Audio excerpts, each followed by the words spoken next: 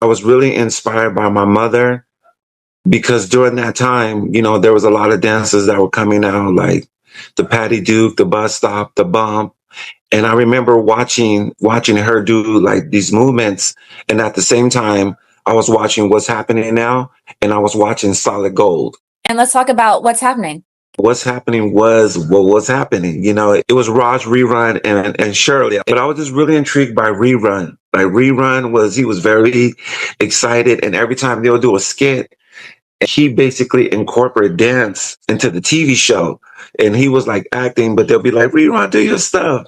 And then when Rerun would do his stuff, us as kids, we were trying to imitate what he was doing at the same time. So if I can like pinpoint anybody that got me, that sparked the idea of like what street dance was, it has to go to Rerun. Yes. And I'm sure there's a lot of other street dancers out there that probably have him as inspiration as well. Oh yeah, because locking was the first dance like that was introduced commercially to us on the West Coast, and then popping. From the West Coast, you're brought up in the late 70s and the 80s. So you saw everything going down as far as street dance. So do you consider yourself a funk dancer or a hip hop dancer? How do you classify your style of dance that you do?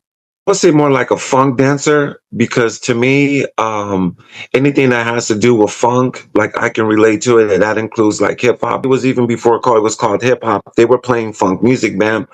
Kool Herc and them will always say like they was inspired by the funk, which was the Parliament.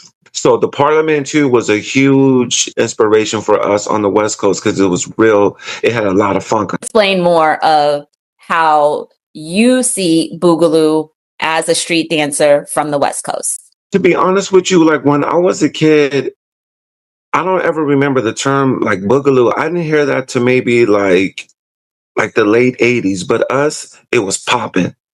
Because I think popping and Boogaloo is two completely different styles. So as far as I know, Boogaloo was going on up north. Popping was going on down south.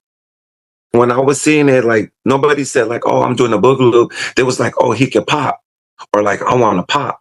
I was exposed to like the popping culture, not really the Boogaloo culture, because I lived in South Central and this was going on in Oakland, East Oakland. That's like a 400 miles difference. Can we talk about some of the gatekeeping that's going on when it comes to some of the funk dancers and the B-boys? Like, what do you think about that as someone who does multiple dance styles? Okay. So I'm ready to take some heat for this though. So